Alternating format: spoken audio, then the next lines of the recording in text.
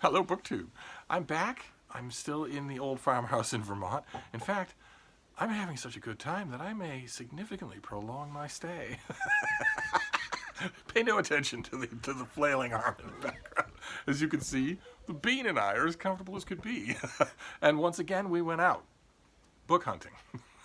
I do not need any books at all, but we went book hunting, and I found a lot. And one of the places we went is the place I've gone almost every time I've come up here, so you'll be familiar with it by now. It's a big, sprawling antique mart where dozens and dozens and dozens of people just put their stuff on consignment in a certain location on either of the floors, and you can see anything in the world you can find there. And I have gone there every single time and found there's a corner that has comic books, $1 and $2 comic books. Just a vast amount of them, just an enormous amount of them. And every single time I've gone there, I've found back issues of the Legion of Superheroes, which is my favorite thing. It's a team of teenage superheroes set 1,000 years in the future, put out by DC Comics. And I have drawn so many Legion issues out of that corner that I keep expecting that I found them all, but I found a bunch more. I found a bunch more today. I found, and they span across a whole variety of eras of the Legion. First one, this is from, I think, 1982 or 81? 1981. The Legion of Superheroes must find Brainiac 5 guilty. And this is drawn and written by Keith Giffen, but it's not... Those of you who know, none of you will know the Legion of Superheroes, maybe you will, but those of you who know the Legion of Superheroes will recognize Keith Giffen's name because he's done two of the absolute greatest runs in Legion history. And this is not one of them. This is a different run entirely. And it's also, I want to show you something. It's also, Keith Giffen was writing and drawing these things, and he made the very conscious decision to no longer have these characters look like teenagers. He wanted to move them towards being adult. And he got editorial resistance to that because it's a team of teenagers. It has historically been, for 50 years, a team of teenagers. And he solved that problem shortly after this by moving the whole continuity of the Legion 5 years into the future so that he could have adults, so that he could have adults just running the show. But this is, let's see here, this is Legion of Superheroes number 51, and then Legion of Superheroes number 303, also Keith Giffen, but a completely different art style, completely different editor. And then Legion of Superheroes number 44, this was after another reboot. And then an annual, Legion of Superheroes annual number 3, but this was after yet another reboot. So the characters don't look anything like normal at any time. And then Legion of Superheroes number 27 after yet another reboot. This one starring, it's an issue called Showdown, and it stars a villain named Bion. Because the writers on the Legion decided a long time ago there was a character called the Composite Legionnaire, the Composite Superman, who had all the powers of the Legion of Superheroes in one body, and he was evil. And of course, as I've mentioned in comic book videos before, that's a popular thing to do. Amazo was an android who had all the powers of the Justice League. There's the Super Skrull in Marvel Comics who has all the powers of the Fantastic Four. And I've mentioned on this channel that might be a tempting concept for comic book writers to use, but it creates an unbeatable enemy. And yet these enemies are beaten. Somebody who has one character who's thankfully not called the Composite Superman anymore. He's just called Bion. One character who has the powers of 35 superheroes would be unbeatable. No single superhero would be able to beat them. No team would be able to, because there wouldn't be any gaps between intention and result. But that's just me overthinking Legion. I'm going to have a great deal of fun rereading these things, because you have all these different eras and all these different concepts. Like, for instance, the Legionnaire there who is accusing Brainiac 5 is Polar Boy, whose origin was that he's from a very hot planet, and all the inhabitants of this hot planet, as an evolutionary thing, develop cold power. So think of Iceman from the X-Men. He can freeze things. He can emit blasts of ice and cold. And he tried out for the Legion of Superheroes back in the 1950s and was turned down. And the reason the Legion gave, essentially, why he was turned down is because nobody likes being cold. You saw Legionnaires going, brr. You're supposed to be assessing his tactical value. And so he not only was part of, but led the Legion of Substitute Heroes, sort of a B-grade farm team. And every person on that team should have made the Legion. It doesn't make any sense at all. Like, there's a character on that team called Night Girl, who has Kryptonian level super strength and invulnerability, but only in the dark. Her scientist father experimented on her and gave her these powers, but when she's in bright sunlight or daylight, she loses her powers. And the Legion, when she tried out, said, "Oh, well, that's not really going to work for us, isn't? You can be a sub. You can have a flight ring as a token of our appreciation. You can join the sub." But Mon-El, do I have a picture of Mon-El? Mon-El is the most powerful of the Legion of Superheroes. He's a Daxamite who has all of Superboy's superpowers, but no vulnerability to kryptonite. But Daxamites are vulnerable to lead. They get lead poisoning and die. And lead is everywhere. And Brainiac 5, the guy who's being accused here, the Legion of Superheroes super genius, invents a serum that makes Mon-El immune to lead poisoning. Well, couldn't Brainiac 5 check the calculations of Night Girl's father and find out where he dropped a decimal and fix her superpowers? Of course he could. Or couldn't he invent a totally transparent bodysuit that actually cancels out all forms of light so that she's effectively in the dark all the time? Yes, he could. Absolutely, he could. And all the others. There's a character on the subs who can make plants grow exponentially fast. There's a character who can project and alter all spectrums of the light. These things are incredibly valuable superpowers. But anyway, so I got Legion comics. And that was a pure indulgence. I don't need them, except that the way I justify these things is that DC is very slowly reprinting all eras of the Legion of Superheroes in hardcover and paperback volumes, but he is very slowly. So I don't know when I will see these things, and I want to reread them. So those were the comic books, but there are also plenty books, and I want to show you those. The first one is the first installment in a project that I want to complete, and that is to get all these old mass market paperbacks of James Michener, the ones with the circle illustrations in the middle. I want to get all of them. I've loved them all. I want to reread them all. This is Alaska, and it's the first one that I've been able to find. And they used to be absolute staples in used bookstores, but I don't see them that much anymore. So I'm gonna try and find them all. I know they were all made this way. I'm hoping for Chesapeake, Poland, space. I'd love them all. Then I found this is the Progress of the Seasons by George Higgins. That boy is George Higgins with his father and grandfather. This is a nonfiction work. You will know George Higgins as a fiction writer, a Boston-based fiction writer, and an old friend of mine. And this is his book on the Red Sox. At a time when writing a book about the Red Sox and being a fan of the Red Sox was pure tragedy because we were still suffering under the curse of the Bambino, and we could not win the World Series. The curse of the Bambino was lifted. You can Google the name of the person responsible for the lifting of the curse of the Bambino. Her name is Victoria Snellgrove, and may she rest in peace. And then this next one was really, in some ways, the find of the day, because it's a brand new book and it's in perfect condition. It's George Packer's book, Our Man. His weird Hemingway-esque biography of Richard Holbrook. And the way that you know this book was read everywhere, it was reviewed everywhere, absolutely everywhere. I may have had a bit to do with that, since I never shut up about it when I first read it to all my reviewer friends, saying this is the real deal, you're going to love it, the minute you read it you're going to want to write about it, you're going to go to your editor yourself, I won't need to do it. And one of the ways that you could tell Dick Holbrook was a State Department spook forever and ever, and his main claim to fame in the history books will probably forever be the instrumental role he took in the peace accords at Bosnia. But the sure way you know that this book is good is that it would have royally cheesed him off.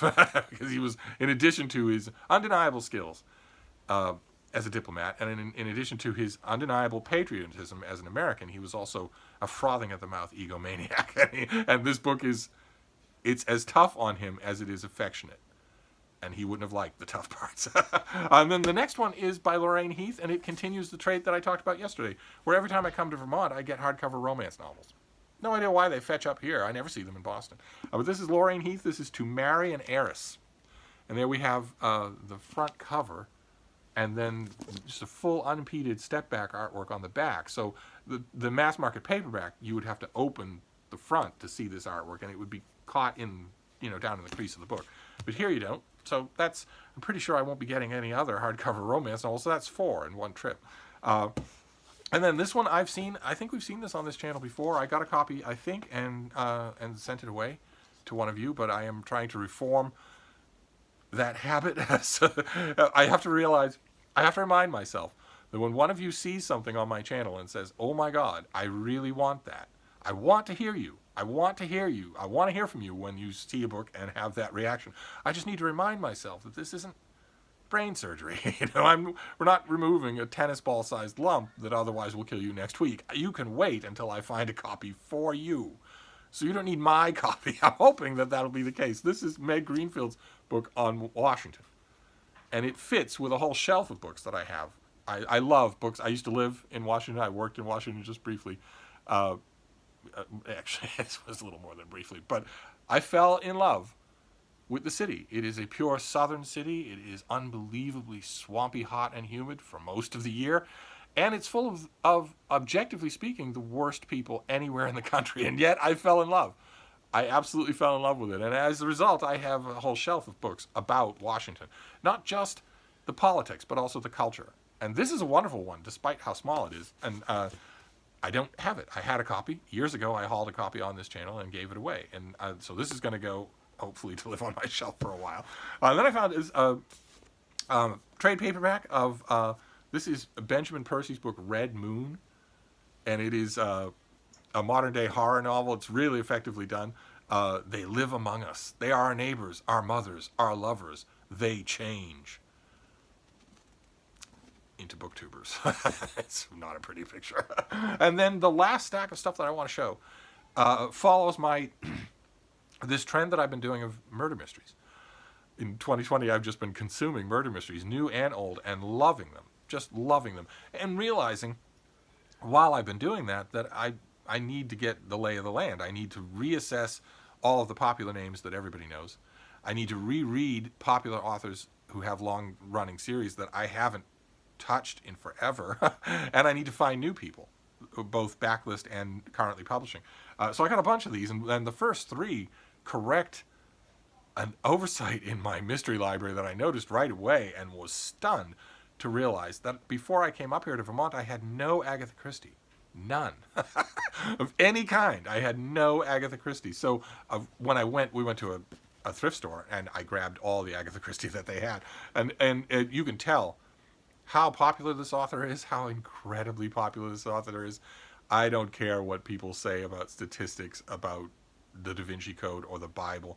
This is the best-selling author in the history of the human race. And you could tell that because all 3 of these, picked at random, I got all the Agatha Christie's this shop had, are all different designs from different runs of printing all of her books. I think it's 2 Poirot novels and one Miss Marple novel. So the first Poirot novel is Mrs. McGinty's Dead. And there you have the ridges of a fingerprint on the cover there. And then the next Poirot novel is the ABC Murders, and it is also completely different. It has a banner across the middle. And then the Miss Marple mystery, and this is also completely different, a completely different design, a faded photo. This is a Caribbean mystery, which is wonderful. Oh my God, the Caribbean mystery is one of my favorite Agatha Christie mysteries, where a character just, is that the bean's head? It is. Oh. A character describes her in this book as a sweet little old lady in a knitted shawl who has a brain like a bacon slicer. I just love that. Absolutely love that. And then there's this huge thing. This is a UK trade paperback.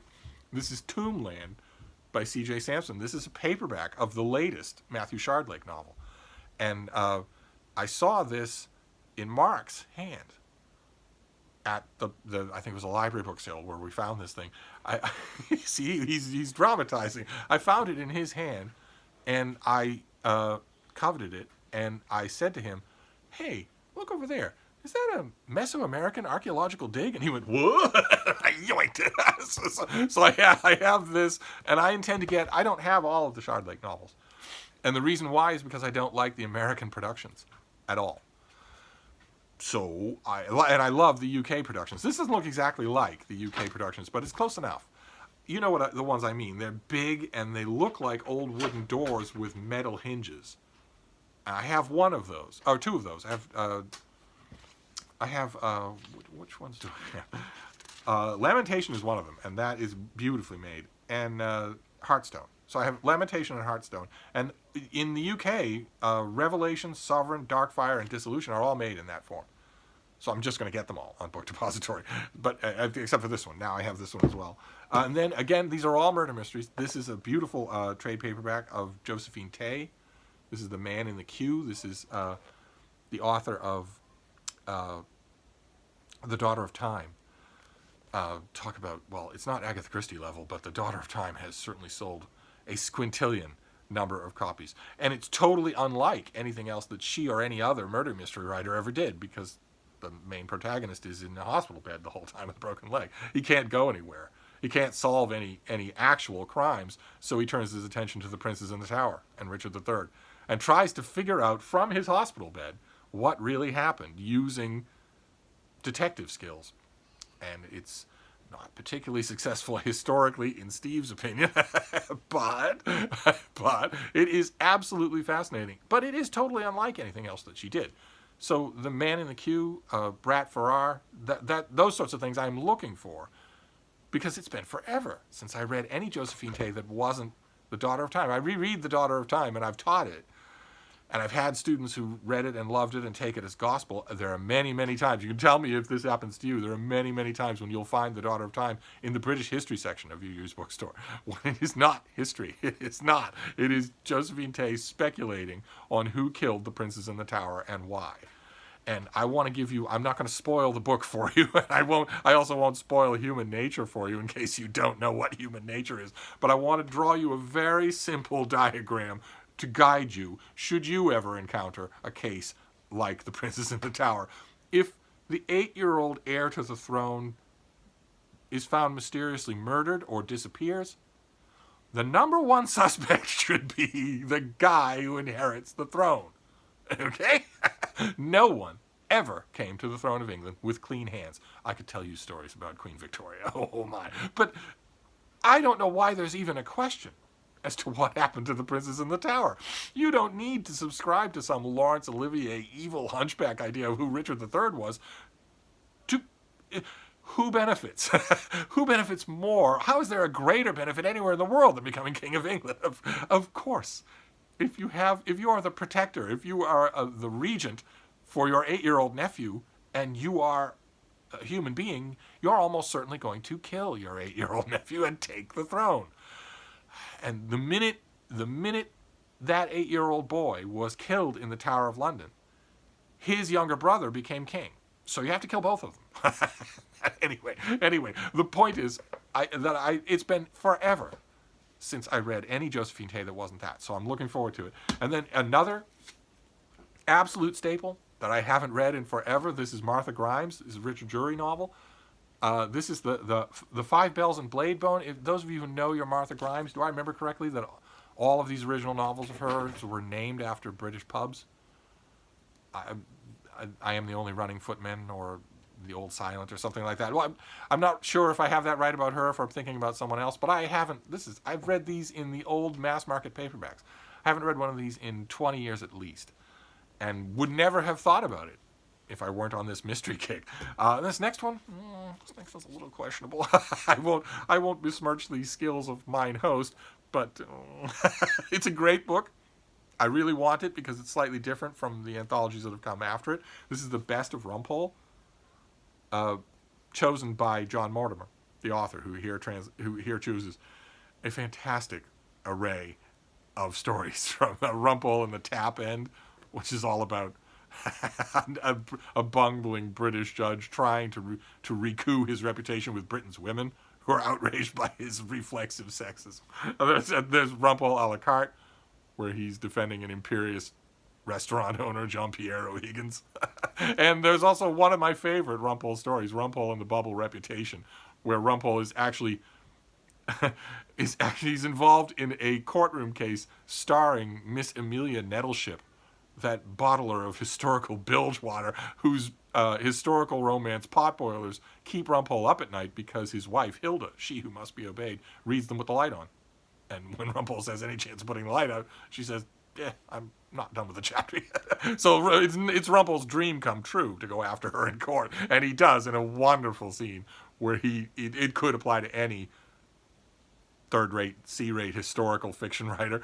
He finally has Amelia Nettleship on the witness stand and can question her about the factual inaccuracies in her book. It's exactly like if I had Josephine Tay on the stand for the daughter time. And the reason why I'm a little iffy is because this thing had a fuzzy kind of thing right here, and I didn't know what it was. I was going to explore what it was in a tried and true canine fashion of popping it into my mouth. And Mark, my host, said that it was a sack of spider eggs. It's an old converted mill that this thrift shop is in, so it's entirely possible. And he took the book and cleaned it out, and he assures me that the web of spider eggs had not hatched. There are no baby spiders in here. Of course, some of you are going to be thinking it right away. I immediately thought of The Simpsons, where Krusty the Clown bubblegum has baby spiders in it when you open it up. They skitter everywhere as soon as Bart opens it up. But I'm hoping that that's not the case. We shall see. I wish that I had some surefire. There must be some of you must know a surefire way to make sure that there isn't one of the little buggers in here. Because if there's even one that's surviving down deep in a crack or inside the spine, won't I be infested with them in a month? See that? They're tormenting me here. Then we'll move on. We still have some mysteries to do, and then we'll be done. The next two that I got are Ellis Peters. These are Brother Cadfael mysteries in hardcover. This is Brother Cadfael's Penance, which is the 20th book, and then The Holy Thief, which is the 19th. So I'm well along. I've read all of these, but I haven't come across the mass market paperbacks of these in forever. Not in forever have I seen them. I used to see them all the time in used bookstores. Haven't seen them at all. And I don't think I would want the tempting thing to do with these things, because they're all 150 pages, is to put them in omnibus editions. I don't think I'd want that. There are a number of those, and I don't think I'd like to read them separately. I've never had, for instance, the slightest impulse when I finish one in such an omnibus to keep going in the same omnibus. Maybe with science fiction, if it's a big epic fantasy, but not mystery novels. So I got these two, not with the project of getting all the hardcovers, just because they were there, and I haven't read a Brother Cadfael mystery since I've been on this mystery kick. And then the last one didn't come from the thrift shop, or not directly. It came from Mark, who got it at a thrift shop and is willing to donate it to my enormous box of books. This is Smoke in the Wind by Peter Tremaine, a mystery of ancient Ireland. And there you have all kind. There's a wine ewer and a glass and a dagger and a falcon. And there in the background is the ancestral Donoghue mansion with its fields and whatnot. And I don't know this series much at all, so that's what I want. That's exactly what I want with this murder mystery infatuation. I want to re-evaluate the old standards. Brother Cadfael, Martha Grimes, Patricia Wentworth, if I can find any copies of hers, I'm looking for her. And also explore series that I haven't touched before. So there you go. That was my book haul today. An enormous book haul on top of yesterday's enormous book haul. And some Legion issues. And we'll be talking more about the Legion next Wednesday, because the next issue of the new ongoing Legion of Superheroes comes out, and it's a tricky one, because it's a superstar egomaniacal author, Brian Michael Bendis, who has been given carte blanche to rewrite the Legion in any way that he wants. That always works out poorly.